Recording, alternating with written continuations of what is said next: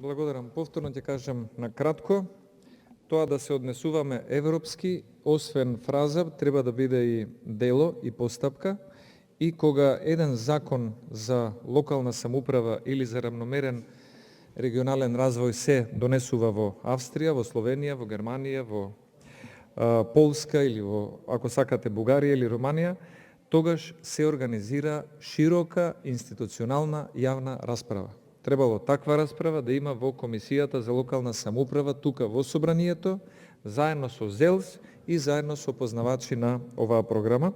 И она што дополнително сакам да го потенцирам, во законот се вели се предлага воведување на нова програма за намалување на диспаритетите, веројатно тоа преведено било нееднаквоста, меѓу и во рамките на планските региони.